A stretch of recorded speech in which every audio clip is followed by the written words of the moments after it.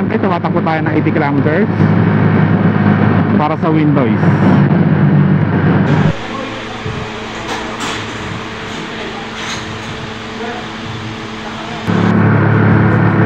Banking no?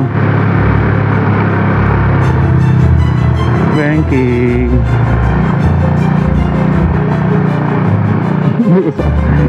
Hindi sa basa ito. Parang tumatakbo na tayo ng 10 kilometers na. So kundi na lang. Hello mga kaangat. Nakabili na nga pala ako ng external mic. Tara, i-rate natin kung maganda yung mic na nabili natin o hindi.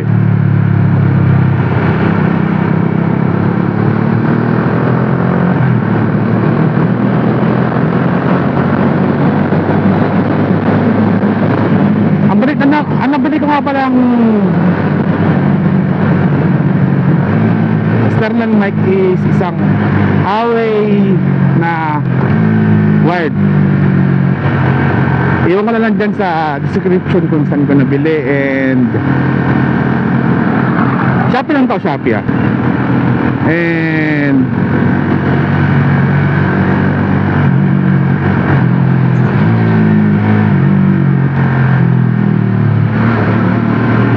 yun niya, yung mga options ba, options.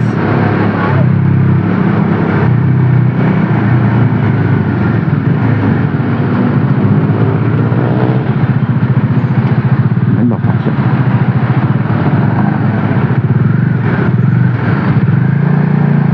Etong Huawei na cord cable o so cable na lang. Huawei mic external mic, Huawei external mic cable, yun pinakamagandang salita, hindi ko masabi-sabi.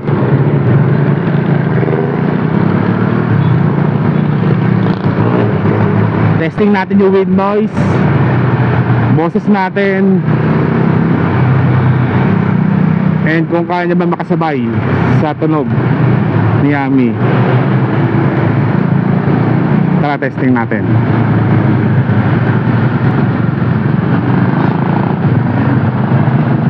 So ito na nga mga kaangat. Ito na nga mga kaangat. Papunta tayong Takara, Caloocan.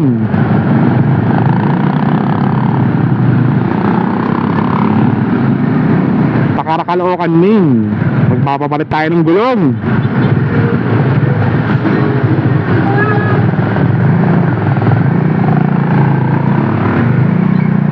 Bakit dun sa Takara, Caloocan, Maine? Hindi na lang sa Takara, Taytay or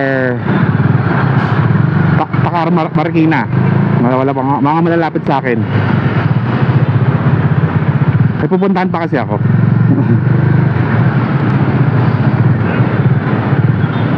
Pupunta pa tayo ng Parkal.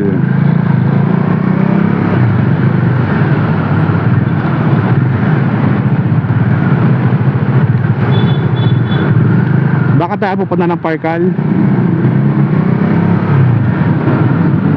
Kasi may service tayo dun sa trabaho.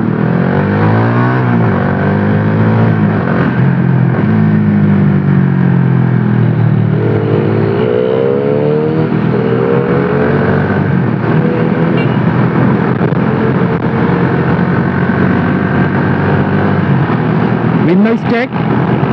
Currently tumatakbo tayo na 71 kilometers per hour. Ano lang to? Chill ride lang to. Chill ride. Hindi, takbong takbong tipid.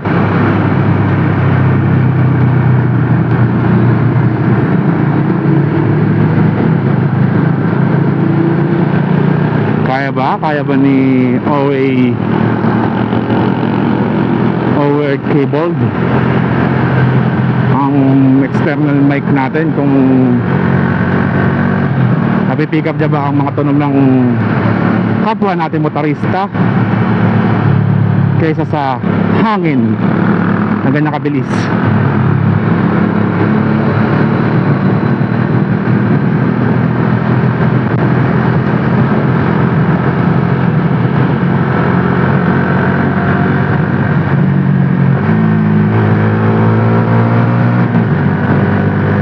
Parang ito, tumatakbo tayo ng 80 kilometers para sa wind noise. Checking tayo ng wind noise, ha. Yan yung boses ko kung kaya niya makapagsabahan sa wind noise.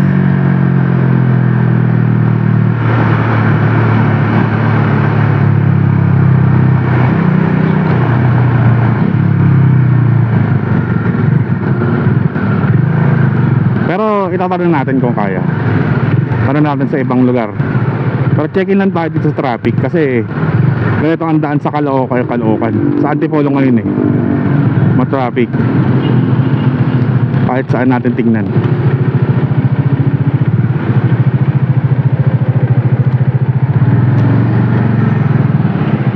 Checking goods, tara. No choice, ha.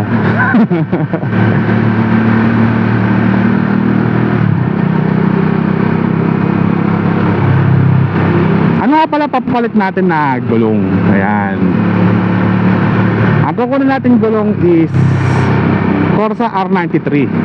93 ba? 95? Tama ako, 93. Bakit ako magko-Corsa? Doon natin malalaman yan sa mga susunod na pa natin mga ride, pasok pang araw-araw. Kung kaya niya na tagal na ganun ka yung lifespan niya. Pero nakapag-search tayo sa Google konti. Ang lifespan niya daw, ang magandang lifespan niya is nasa 10 kilometers, 10,000 kilometers. 10 kilometers lang. Kasi uwi lang ako ng bahay, sira na yung gulong agad.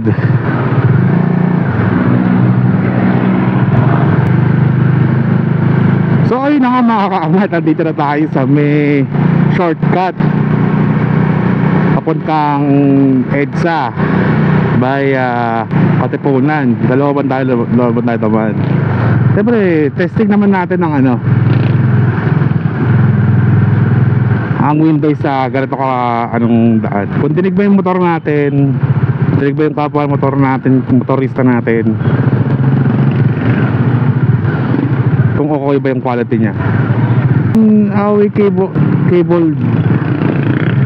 cabled mic natin is isang 3 meters 3 meters na cable with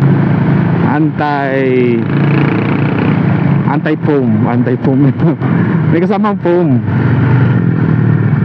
tapos meron strap na para hindi magbuhol-buhol yung eme mo. Yun words kasi nga 3 meters siya, shadow siya mahaba kasi ginagamit para sa mga music instruments ba, yung mga nagla-live. Ito yung nilalagay nila. Hindi dinaanan kasi natin na yun is from Katipunan interchange ba tao sa daan na yun?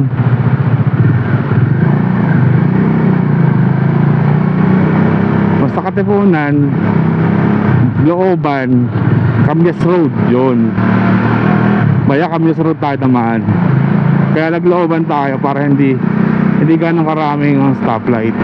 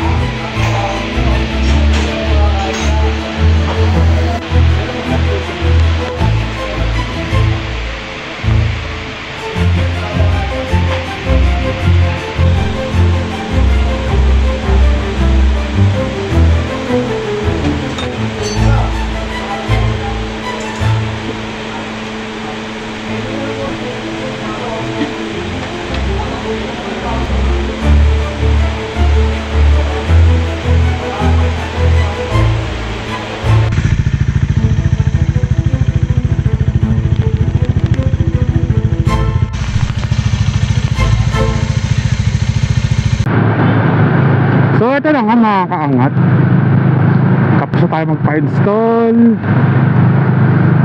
ng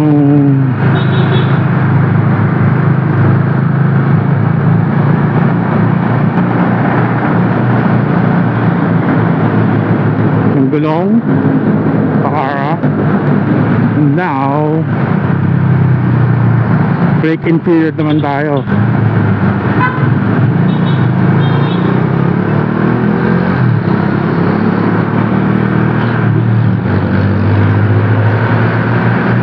Parkal.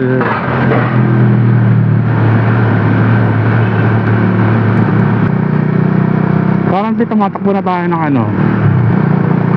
10 kilometers na. So kundi na lang.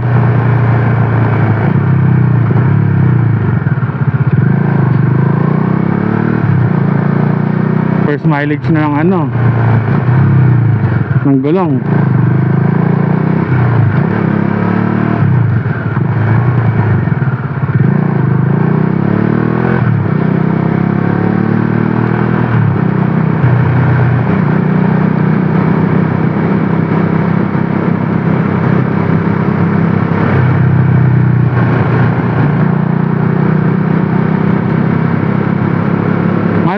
First milestone ng gulong.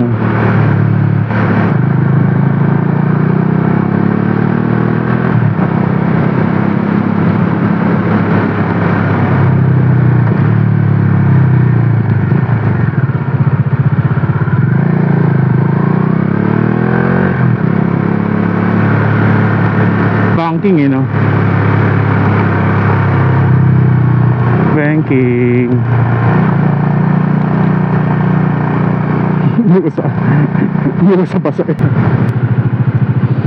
So ito na nga mga kaangat, dito na tayo sa Seaside Boulevard papuntang Parkal. Ano ba meron sa Parkal? Nasa ASEAN City siya. ASEAN City ata ang babos sa lugar nila, parang ganun. Hindi ko lang sure kung tama yung ASEAN City ko. Basta ASEAN yun. And currently tayo na break-in ng gulong natin. Nakaka 13 kilometers parang ganun. Hindi, nakaka 18 kilometers na tayo.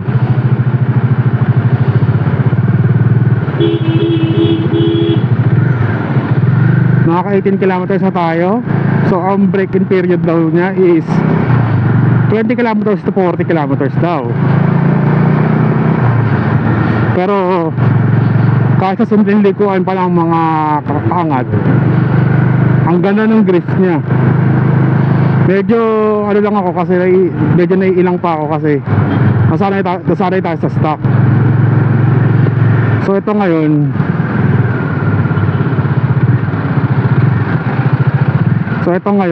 hindi na stock to.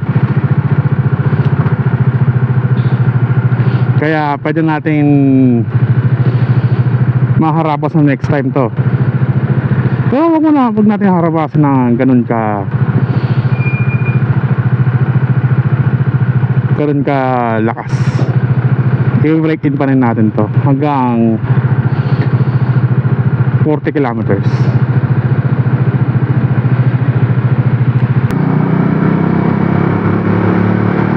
May mga stores doon, mga medyo high end ba? High end.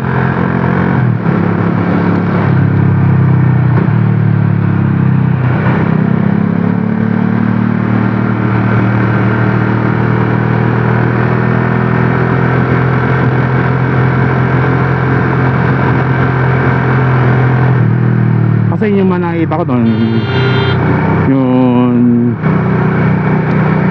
Chongdam, mga ganon, Umimatsu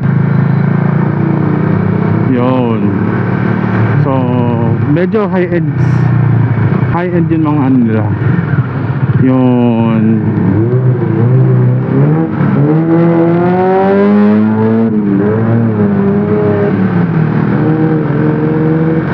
High end yung mga stall.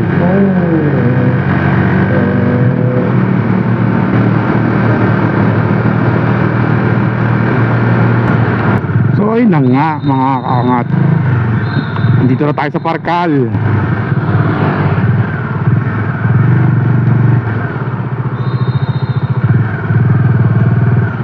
Sa may Asigan City.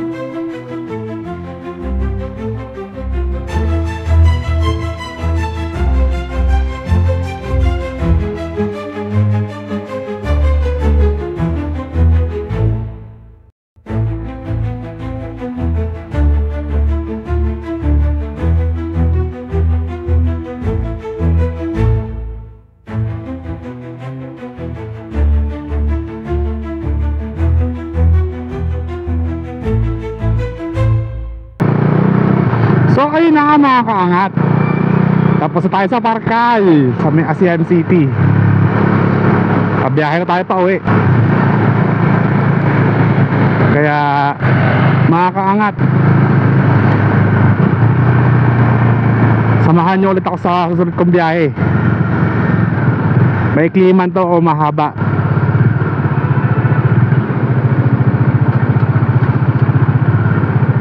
Basta may pasok tayo, makakapag-video tayo. Kaya mga kaangat, salamat at lagi kayong mag-ingat.